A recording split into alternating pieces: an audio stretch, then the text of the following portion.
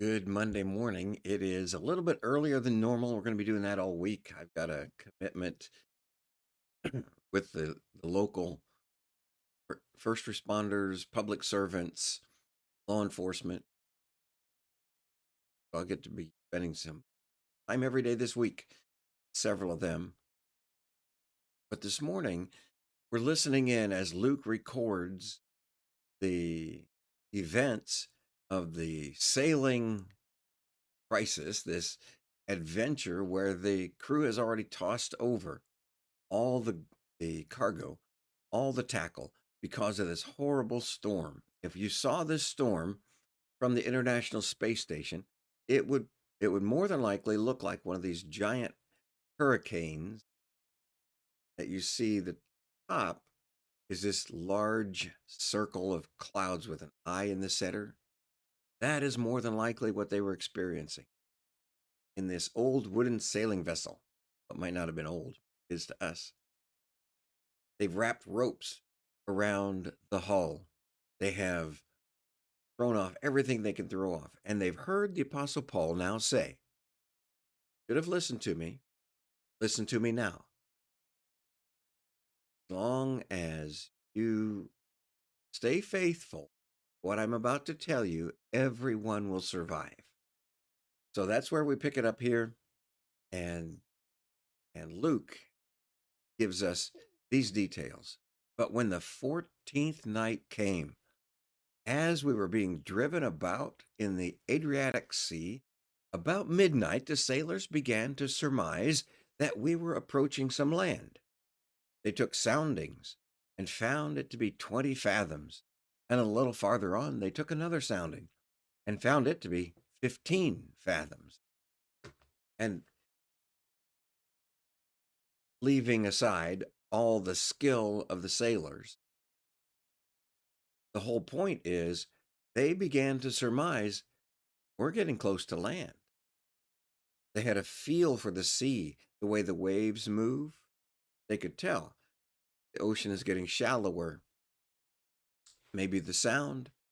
I don't know how they do it, but they began to perceive getting close to land.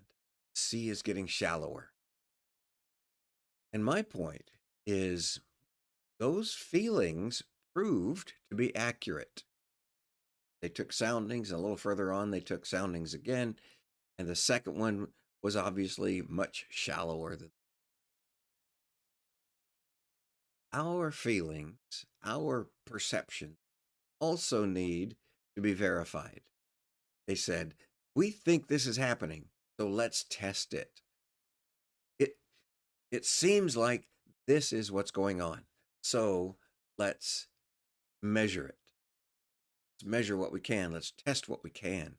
See if what we perceive, what we surmise, is actually the truth. That that's a great idea in every aspect of our lives. We can perceive things, we can surmise things, but we need to discover if it's really true, if it's measurable. Get a tape measure or a yardstick or a ruler and measure it. If it is weight, then get a scales. There are a lot of different ways that we can identify physical events, like letting down the measuring rope over the side of the ship, see how deep water is. We can, if we're in a relationship, we simply ask. Ask the right question with kindness and honesty. If it's with the car, we feel something might not be right. We look at the dashboard and see what the dials or the lights tell us. We pull over, we go to the gas station. In all these areas of our lives, we should be motivated by what we perceive, but we ought to verify. When a friend tells me this is the way it is, he shouldn't be offended if I verify it. It's not that I don't trust him. I do trust him, but it should be verified. And so it ought to be that way in all of our lives. Trust and verify. When a preacher tells you something's in the Bible, you should trust him and then look it up. Read it for yourself in context. Trust and verify is a great way for us to follow the example of those sailors and sail through life. God bless you. He loves you, and we love you.